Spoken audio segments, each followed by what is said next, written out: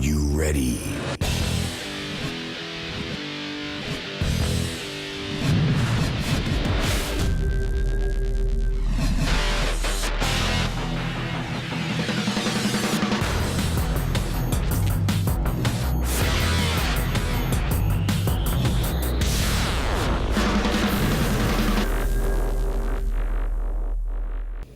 We're here at Snetterton for the final round of the Dunlop Radical UK Cup 2011. It's been about 8 weeks since the last meeting at Donington, so a lot of the drivers are raring to go and we're looking forward to some exciting and very close racing.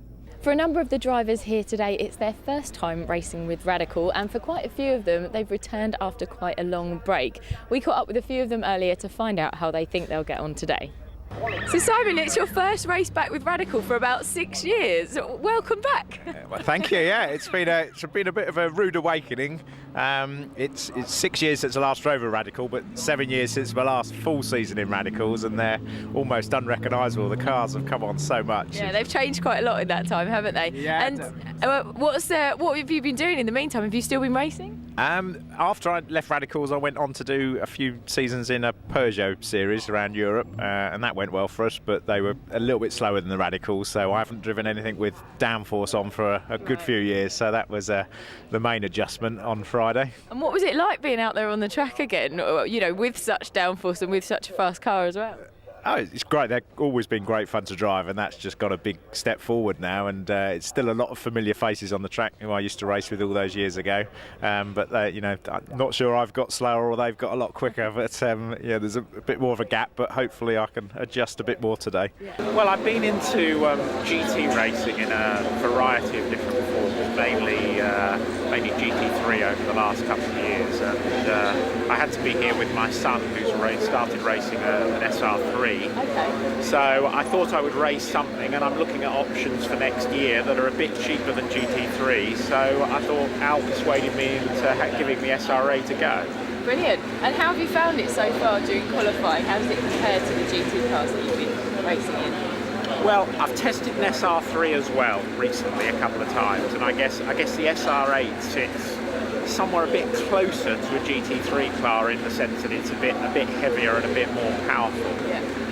But I've thoroughly enjoyed it so far, and I've made a bit of improvement each time I've got into the car, so I'm kind of learning and enjoying it. It's the first time I've raced a Radical, but I've been racing for the last 10 or 12 years in historic cars, so normally driving things like a Lola T70 or a Ford GT40. And Timothy, who owns the car, invited me to come and try a Radical out. He's been to Spa recently and drove my Chevron B8 at Spa. So it's sort of the return match to come and have a go in a Radical. And how does it compare to the kinds of sort of vintage cars that you have been driving? It's completely different. When I got out after the first practice session, I described it as being frantic. It's just so full on. The cornering speeds are so much higher than what I'm used to. The historic stuff's very quick down the straight, but you really have to sort of brake in a straight line and get it turned in and drive a little bit more gently. These things, you can really throw them around, and it's got a huge amount of aerodynamic grip. Did you feel like you were very much stuck to the track as you were driving around? Yes, completely. Alex, you're now development driver for Radical. How's it going? Yeah, it's going really well.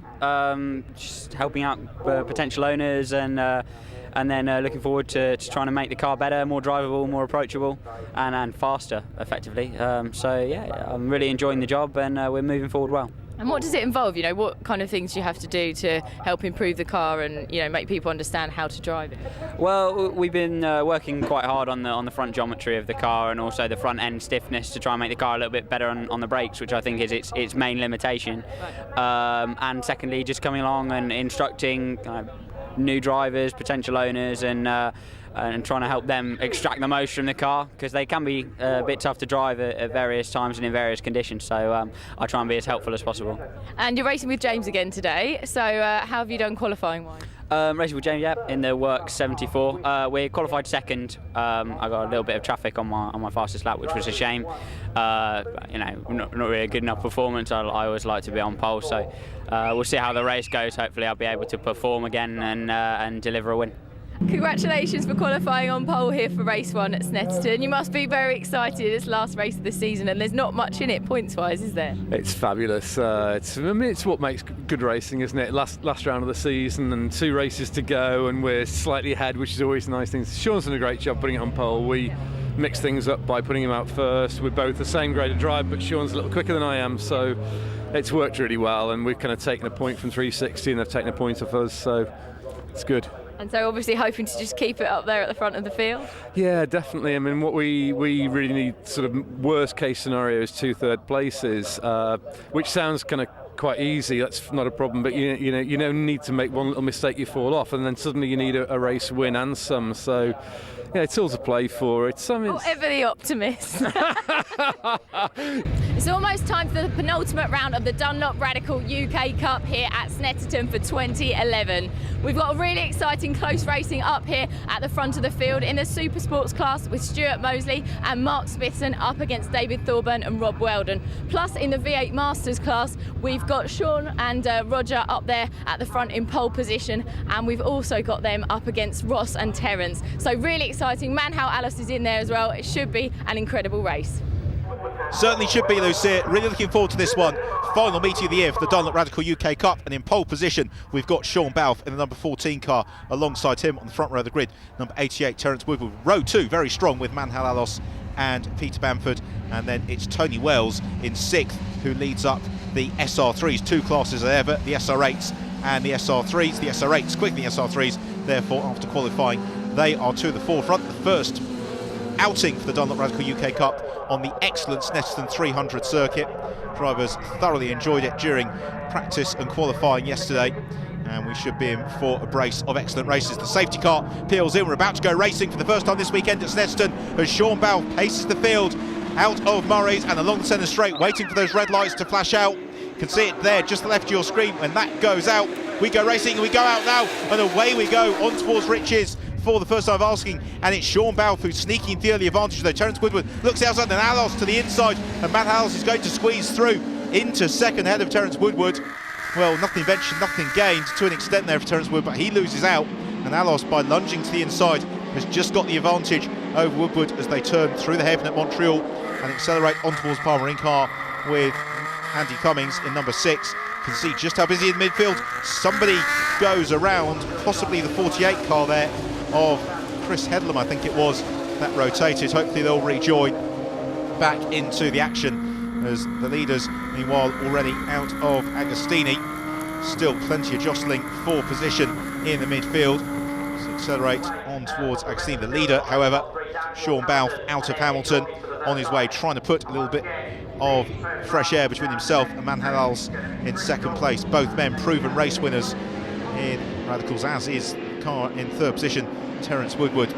They turn through Williams and out on to the Bentley Straight One, the fastest sections of the Snetterton 300 circuit. Still, the battling is fierce behind. Exactly what we wanted to see as they fan out down the Bentley Straight. It's Tony Wells looking for a couple of places in the background, but still Shaun Balfe leads the race. Manhals is staying in his wheel tracks though, as is Terrence Woodward. Look at the gap that those 3 leaders have already pulled out over Peter Bamford in 4th position.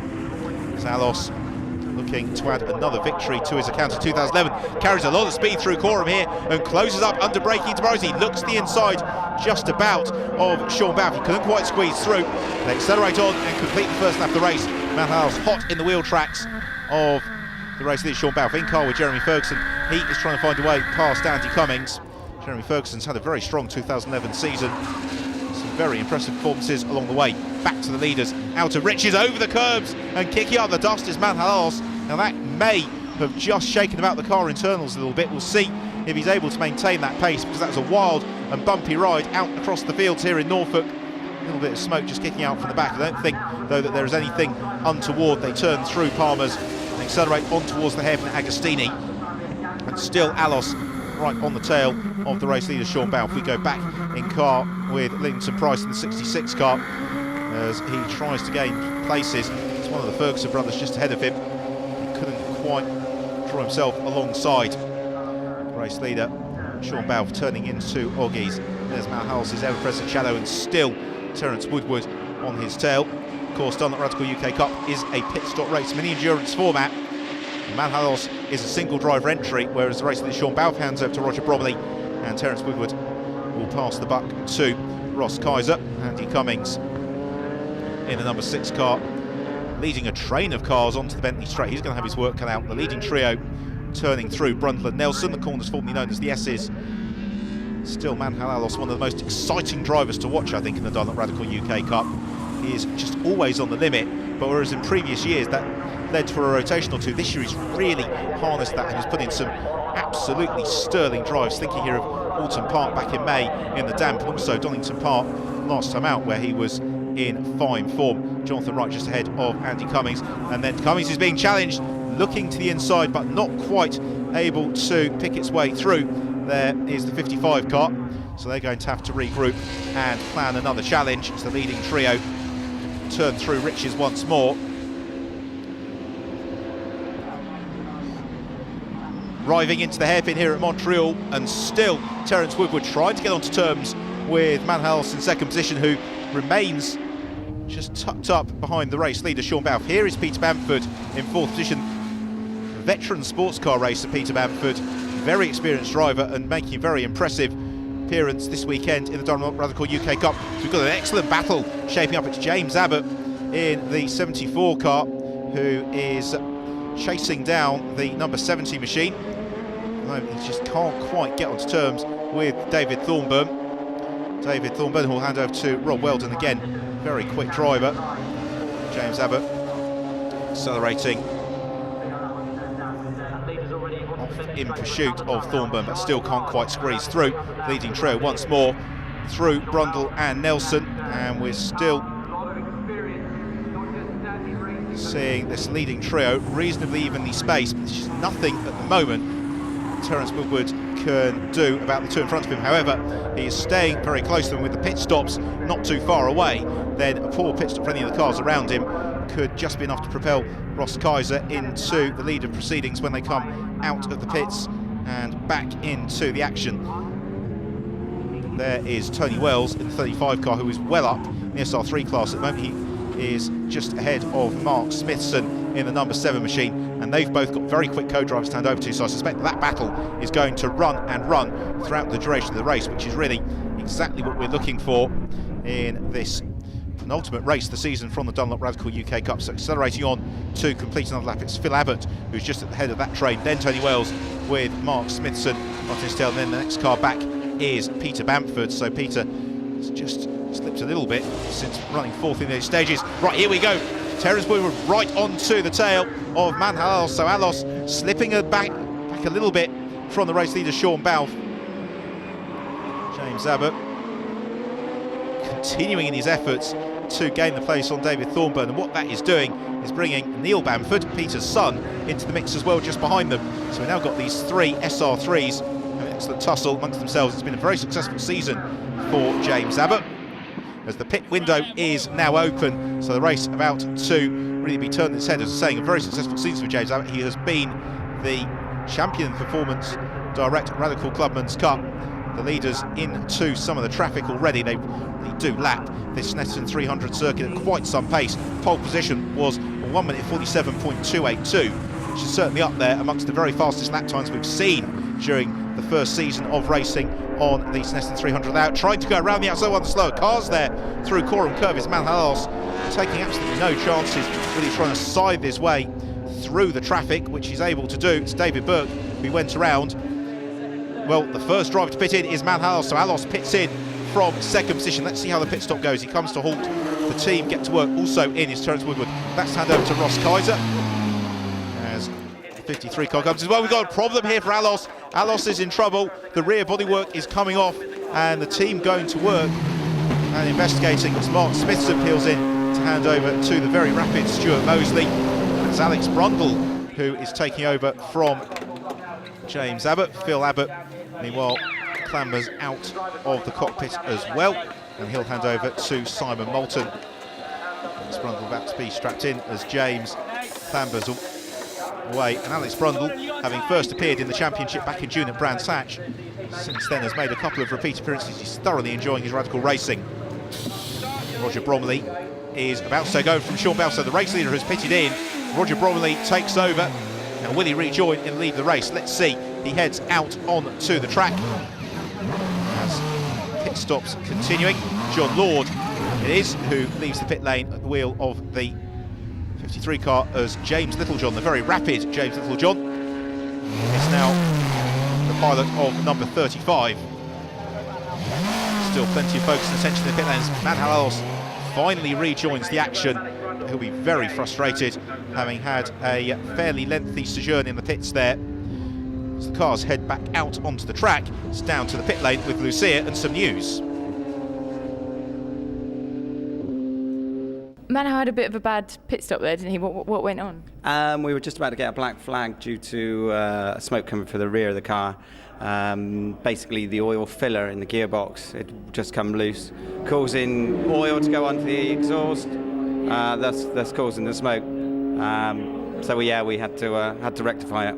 James, was that a pretty smooth driver changeover for you? Yeah, I think so. We got in and out as normal, so yeah, good.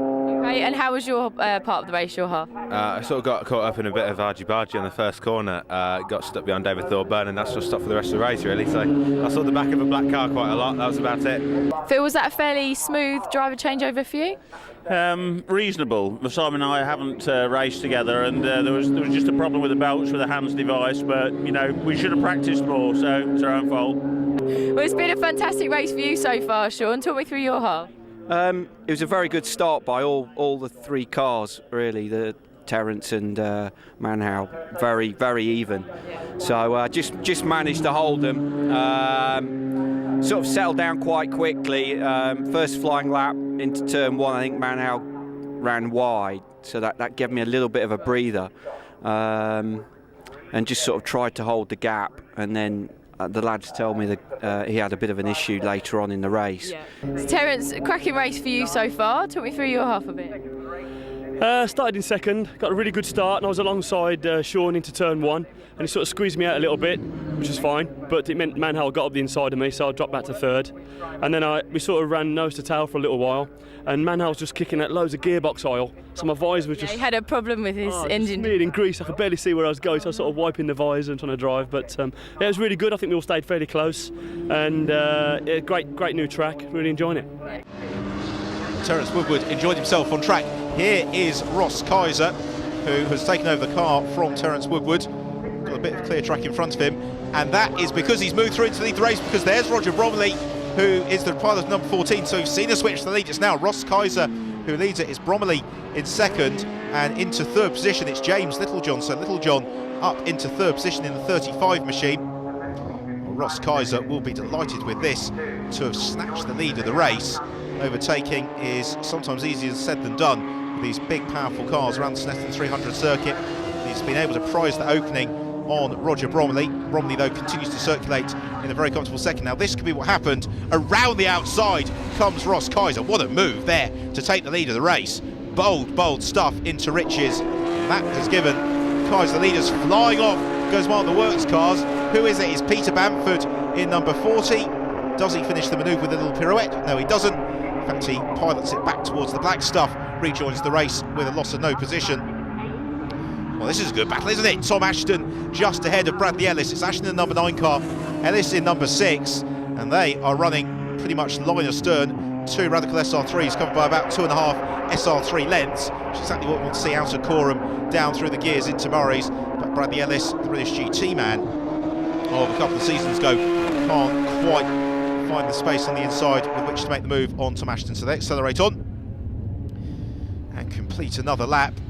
Now where, if at all, can we see the challenge from Bradley Ellis? We're not too far now from the end of this race, as Stuart Mosley has reeled himself in onto the tail of James Littlejohn. This is for the Radical SR3 class win, and also third overall in the race, and James Littlejohn is really going to have his work cut out here in the closing stages. They accelerate onto the Bentley straight, down towards Brundle Nelson, which is a potential overtaking opportunity. We can see the yellow helmet of Stuart Mosley tucked up right under the rear wing of James Littlejohn, but there's nothing just yet that Mosley can do in terms of getting himself alongside and then going through and gaining the place. So accelerate out of Nelson onto the bomb hole.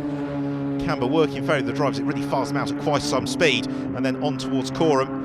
New Coram just tightens on the exit. Roger Bromley still in second position. as he goes past the rotating car there of John Lord. John should be able to fire that up and rejoin when he gets a break in the traffic. We've also got another car that's recovering after adventures, and that is Gary Ramsdale in number 19. Ross Kaiser continues to lead the race here. It's been a super drive from Ross, and the checker flag is being readied for Ross Kaiser. So he and Terrence Woodward win the first race of the weekend in the Dunlop Radical UK Cup. Out goes the flag, it's the win for Kaiser. Super drive from Ross Kaiser, with second place a few seconds time, going to head in the direction of Shaun Balfe and Roger Bromiley. Right, what about this battle? It's for 12th position between Tom Ashton and Bradley Ellis. I think Tom is just going to do it as they flash up to the checkered flag. So yes, Tom Ashton holds on, as did James Littlejohn in third position. So it's Littlejohn and Tony Wells who take third, with fourth to Mark Smith and Stuart Mosley. The top five rounded out by Manhal Alos, as the drivers celebrate on the podium. Guys, congratulations on first place. Qualified second, so you managed to get rid of the competition there. How did you do it, Ross? I'm not sure really. I think Manhal had a slight problem on the pit stop with the driver gradients. He doesn't have to stop as long as us, so we knew it was going to be tough, but they had to have the back of the boot off the car and check the oil leak, so that kind of levelled it up. So I went out behind Roger and Shaun. I was behind Roger and managed to get by, and then just the car was great, just held on to the victory. And what was the point where you managed to get past them? Just coming up the main straight here, Roger defended slightly and I managed to get round the outside, but those boys are just looking to get consistent points for the championship, so I don't think they were going to fight me off too hard, so it didn't make it too tough for me. So do you know what there is in it now? I think there were 13 points before the start, and I believe it's 4 points this weekend, so I think we've got 20 and they get 15, so we probably just got 5 back. I think Ross got fastest laps, that's 1 more back, 6 back, so that's like 7, isn't it? We're about 7 points behind him, I think. Yeah, so it's all dependent on the final race then, isn't it? Yeah, all to play for on the last round. Guys, fantastic race. I know maybe you weren't as pleased with second, having qualified first. How are you feeling right now? No, we're pleased with second. It's exactly what we needed to do. We were both clear on that. You know, I drove as quickly as I could. Roger drove very sensibly and kept out of trouble, and P2 was there. So no, I think we're pleased with that. It gives us a bit of a breather for race 2. I mean, today's about the championship. It's not about race 1. Yeah. And is it all about consistency then for race 2? It's definitely that, really. I mean, Shaun had I mean, you don't underestimate his position in this, because, you know, he had no idea. I mean, when I got into the car, you know, we were fairly nailed on second place as long as they just brought it home. So it's just a matter of coaxing it gently. Whereas Shaun had no idea. He had to go, you know, full out. And believe me, those two, Woodward and Alios, they're proper, you know. So he did a really good job there, mate. Particularly first corner, great stuff. So we've got another little fan here. That's Josh. Good team mascot to have. Guys, you had a fantastic race, didn't you? Qualified 6th and made it all the way up to 3rd. How did you do it? Yeah, well, we had the pole for the SR3 class, yeah.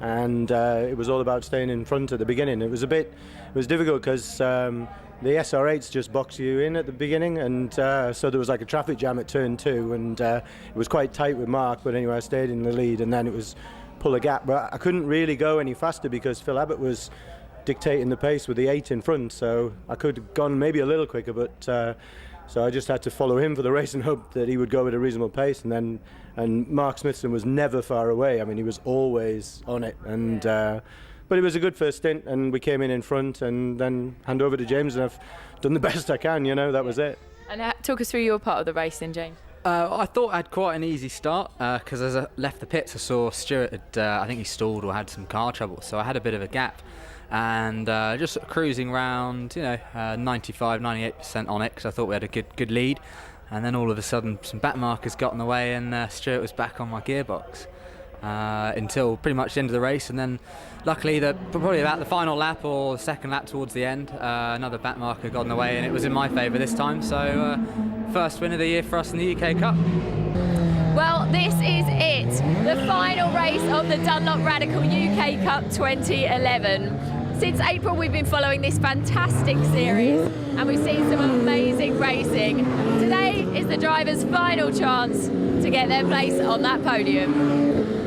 Thanks, Lucia. Always something very special about the final race of the season, with in pole position Terrence, Woodward and Ross Kaiser. Alongside them on the front row of the grid will be Manhal Alos. Row 2, we've got Shaun Balfe and Roger Bromiley, and also Peter Bamford as well, with on row 3 and in 5th position Stuart Mosley heading up the SR3s. Alongside him is going to be Alex Brundle. This should be quite some race. The pace car is in.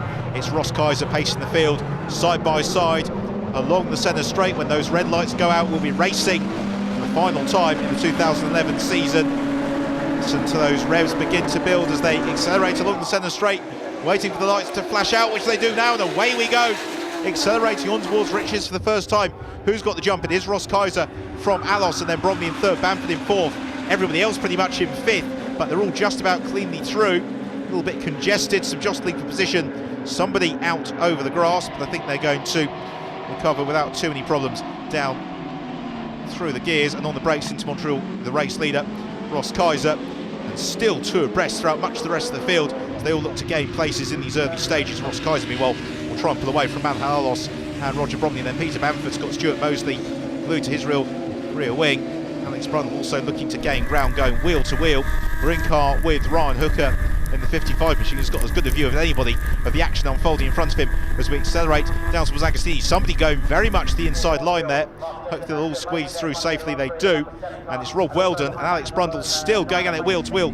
Finally Rob Wheldon goes through on Alex Brundle, and Brundle immediately into clutches to James Littlejohn, and Littlejohn making the challenge into Woggies. Alex Brundle's done a lot of testing here in a Formula 2 car, knows a thing or two about finding his way around Snetterton, so no problems. He is able to keep Littlejohn at bay as they accelerate onto the Bentley straight for the first time.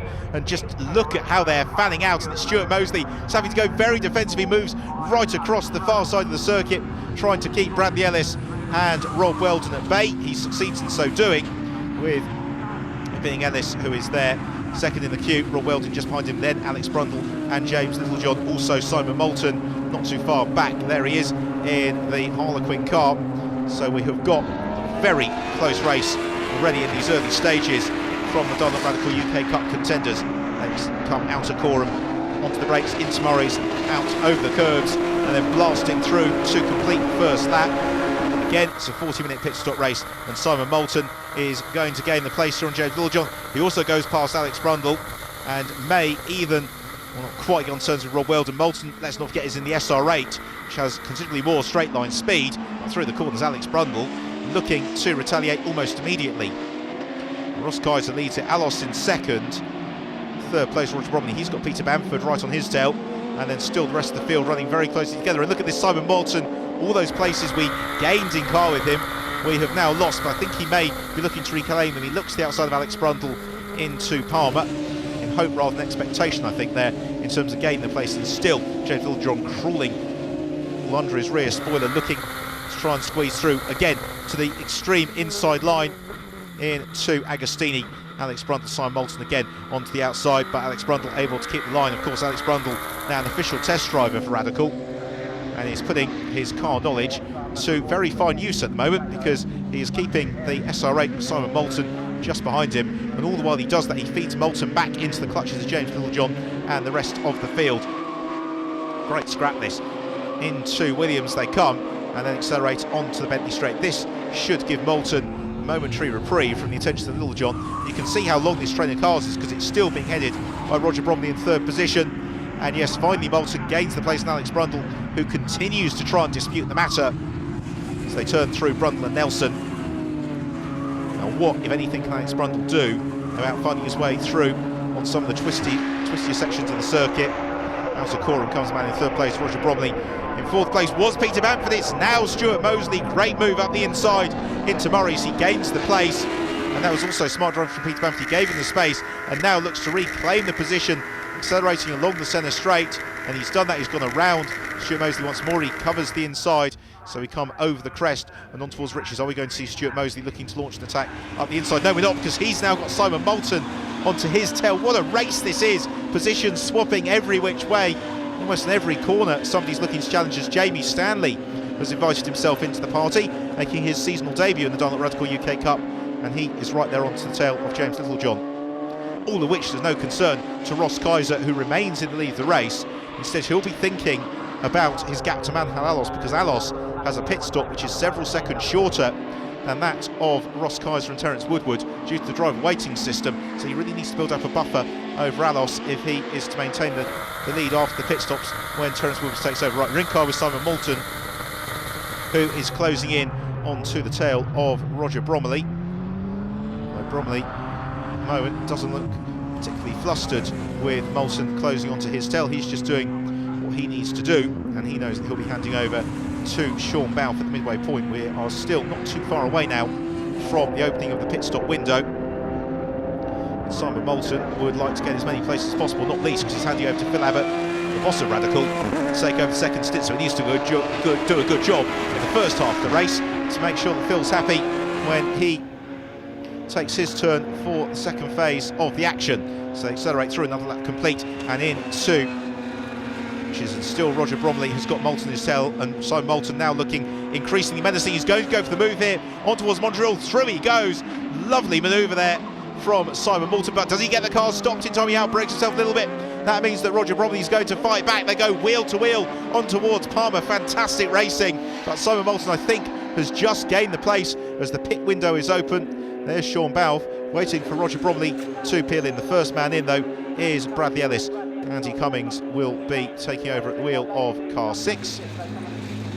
Also in is John Lord, hand over to Lawrence Wilkins. Now, are we going to see Roger Bromiley in this time? Yes, we do. So Roger Bromiley peels into the pit lane and Shaun Balfe will take over. The pit stop action is well and truly underway. Right, here comes Bromiley up to his marks.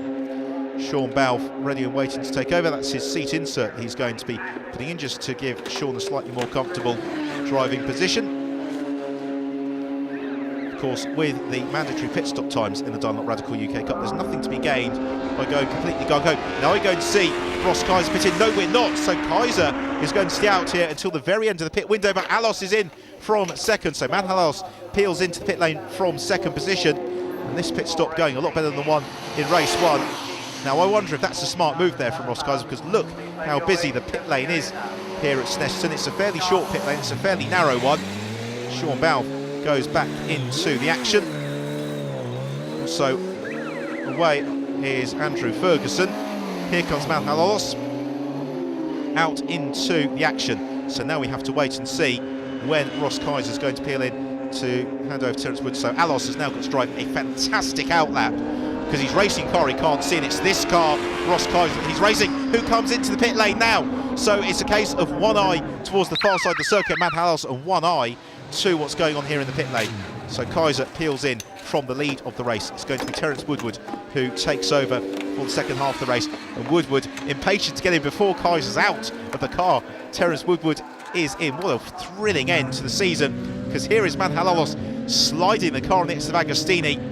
He is on full charge as Ross Kaiser just gives some instructions to Terrence Woodward, who fires up the car now and has the agonisingly slow run along the pit lane. So I'm just looking out onto the centre straight here to see when Manhals is going to appear and who is going to lead the race. Here we come, and here comes Alos, and Alos is going to do it, and Manhals has done enough to take the lead of the race away from Terrence Woodward.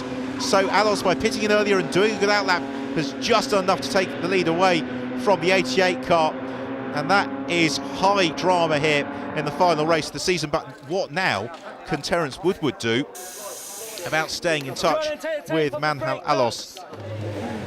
James Abbott about to rejoin the action, having taken over from Alex Brundle, and Lucia has caught up with some of our drivers for the first half of the race.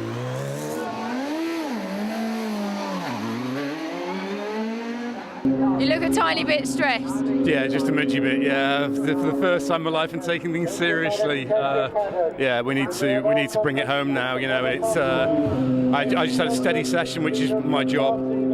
Just going to bring it home and convert the penalty. You know. Was it a good changeover? Great changeover, and we know we're in safe hands with Shaun. Just everybody else needs to keep in shape. We're all right then. Yeah, I was shuffled back to fourth. I actually ended up at the end of the stint where I started, but I was shuffled back to fourth. What happened? I just got bundled wide off the line and couldn't quite find a way through the slower 8s in front of me, but it's, to be honest, it's luck of the draw. And I managed to get back up to second before I came in, but we'll see. We'll see what James can do in this second half. I think he should have the pace over Thorburn. So. How did the changeover go? Yeah, pretty well. As quickly as we could have done it. So. Yeah, really good so far. It was difficult at the start because where I was new to the car, we only qualified in 10th, and I was in amongst all the SR3s, and the SR8's got so much more power. It was fairly delicate the first few laps because I could overtake them down the straights, and then they slightly quicker through the corners, the SR3s. But I managed to clear all the SR3s, then close down a few of the SR8s. And, so what was your biggest challenge out there? Was it just the traffic, just getting past everyone? Just getting past everyone carefully, really, because it's I think the SR3s can brake a bit later than us, so you have to be careful you don't slot in front of them just as they're about to hit the brakes. So that was fine, and we came in second, and the pit stop was really good. It's bang on the button. We lost over half a minute in the pit stop in the first race, so we got that one spot on. So we've gone out in fourth, so that'd be good if we can stay there. So Rob, how did your half of the race go? Frantic to say the least. It was a real battle between me, Stuart, Bradley Ellis, Alex Brundle. Nobody was giving an inch, but it was good, hard, clean racing, and we ended up finishing second in my stint, but we're leading overall now, so fingers crossed. So Ross, how did your half of the race go? It went pretty well. I think the track's a little bit slower in the second race, because I was hoping to go a bit quick on times, because I didn't take so much out of that set of quali rubber in the second session. But the stint went well. We knew Manhouse stops 15 seconds less than us, so I was trying my hardest to get 15 seconds, and I think the lap before I pitted it was around 11 or 12. Well, the drama is still there on the circuit because there is not too much daylight between Manhalsen lead the race and Terrence Woodward in second. We follow Woodward through. Riches now, what can he do to close down? It's only a couple of seconds really that he's behind Manhalos, and both drivers are going to have to drive a wheel-perfect race between now and the checkered flag, which is only a handful of laps away. Manhalos, well, he will be overjoyed if he can come through and win this one, but Terrence Woodward is still there in his tail, and Manhalos isn't helping his cause by going wide and across the grass, as we have battles throughout the pack still. Phil Abbott, it is in third position with Shaun Balfe in fourth, closing in onto his tail. Just go back to the tension ahead of the field, which is all resolved because off goes Terrence Woodward. He goes through the Oggies sign, at least we know where he went off, and Woodward is rotating. Hopefully he'll get that car fired up and back into the race, and that is such a shame. We were about to be treated to a grandstand finale. We could still be treated to a grandstand finale here in the SR3s. Look at this, three of them, nothing to choose between them, with David Thornburn just ahead of James Abbott, and then also Mark Smithson as well, and Tony Wells is making it, four of them contesting for the lead of the SR3s. They are also fighting for fifth position in the race overall, and it is just David Thornburn, well, who's got the advantage over James Abbott. Terrence Woodward has recovered. I'm glad to say that he's now some 45 seconds adrift of Manhalos in the lead of the race. That's decisively the advantage. Alos, stop-go penalty, and it's going to be for James Abbott and David Thornburn. So would you believe it, those two cars in the lead of the SR3 race have got to serve a stop-go penalty. They have got 3 laps to serve that penalty. We've got about 3 laps left in the race. It's going to be a really dicey tactical decision here as to at which point they decide to peel in for their pit stop, because they could do a Schumacher at the British Grand Prix a few years ago and pit in on the last lap of the race and see where that leaves them. When they come out to Murray's, are we going to see either driver peel in this time around? Accelerate to the pit lane entry, and in comes David Thornburn. So Thornburn is going to take his medicine nice and early, so he is out of the battle for the SR3. As the race, though, is continuing with James Abbott just ahead of Mark Smithson. Here's the race leader, Manhal Alos, and we are very much into the closing stage of the race now. This has been an imperious drive from Alos. Still, James Abbott is yet to peel into the pits, and he is rapidly running out of time with which to do so. A little bit of drama further back as Jonathan Wright assertively defends his position. Into Riches, he holds on, and still holding on is James Abbott with Mark Smithson on his tail, but Smithson could well have seen that James has got to peel into the pit lane for his stop-and-go penalty. He knows that once James does that, he will be promoted up into the SR3 class, and therefore he knows that provided he doesn't do anything silly, he doesn't really need to challenge James Abbott here. They are about to go into the final lap of the race, and Abbott is going to have to pit in this time round. Here he comes. So into the pits is James Abbott. So that promotes Smithson into 5th and the lead of the SR3s. As we look for our race leader, Manhalals, here he is. Murray's to the final time and he goes off. I can't believe it. The last lap of the race, the Manhalals goes off across the grass. He keeps his foot in, he doesn't go around, and he rejoins the track, and he will take the checkered flag and the win in the final round of the Dunlop Radical UK Cup for 2011. Drama from lights to flag in this race as James Abbott now rejoins the action, and actually just ahead of David Thornburn. So he was vindicated in staying out longer. So it's Alos who takes the win from in 2nd place Terrence, Woodward and Ross Kaiser. 3rd is Roger Bromiley and Shaun Balfe. 4th Abbott and Simon Moulton, and 5th winning the SR3 class Mark Smithson and Stuart Mosley. It's been a brilliant season of Dunlop Radical UK Cup racing, and a very, very fitting finale, and the drivers now having a well-deserved shower of champagne on the podium.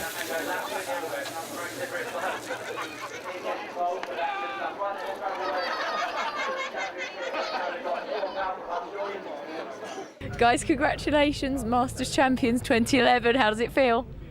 I'm not sure yet. very. I think Roger's got something to say, and it'll all be what I would say anyway. Okay, Roger. Unimaginable. Unimaginable. How can this happen? How can somebody like me? I mean, only with the good help of this man here, but I mean, just incredible. How can he do that? How can he win the championship? Right, Radical SR8. I want to say that. Radical SR8 Champions UK. You've done fantastically well all season. What was like the biggest point where you thought, oh, can we do this? Can't we do this? That's a good question. I mean, in all honesty, we've just took each weekend as it's come along, tried to keep out of trouble, be consistent. And that's what championships are about, being consistent. Not always been the fastest pairing, but we've always been fast enough to cause trouble, and that's what it's all about. Absolutely. And will you guys, I don't know if it's too early to ask this, but will you be continuing to cause trouble next year? We'll certainly be trying to be in a position to cause trouble next year, believe me. But right now, all we're doing is going to, well, this man's celebrating, yeah. Good. Manhal, congratulations, race winner for the final race here at Snetterton. How are you feeling? Yeah, very elated, very happy after the first race where I finished 3rd when I should have finished a lot higher. So kept it going. We're rewarded. Has it made up for that? Yes, I think so. 75%. Guys, congratulations on your 2nd place for this race. How are you feeling?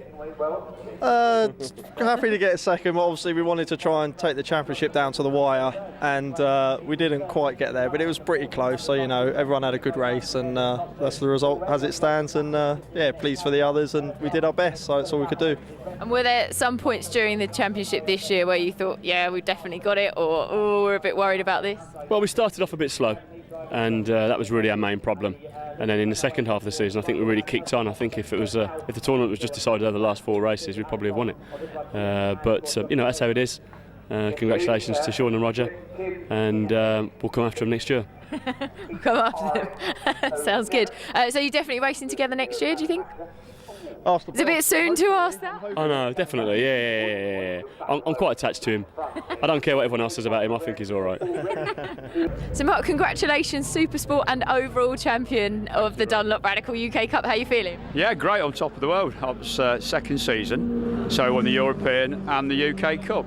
And how did you do it? What are the highlights of your season this year, 2011? Oh, probably Imola, where we won that one. Yep. And also Brands Hatch when we won both races, but we won overall as well, so we beat the SR8s. So yeah, that was probably the highlight of the season. And what do you think it is that's put you ahead of the rest of the pack? Oh, it's got to be Stuart Mosley, isn't it? And Sven and Grant. Of course, and yourself? Well, I helps a little bit, but it's having good coaches that helps, isn't it? Absolutely. So are you looking forward to next year, 2012? What are your plans? Yeah, maybe go in an SR8, see if we can give them a run for the money. So yeah, fingers crossed, that's what we'll be doing. Well, that's it for the Dunlop Radical UK Cup here in 2011. A huge congratulations to overall and super sports champion Mark Smithson, and of course well done as well to the champions of the Masters class, Roger Bromiley and Shaun Balfe. We hope that you've enjoyed watching the racing as much as we've enjoyed being here, and we'll look forward to seeing you again next year. Take care.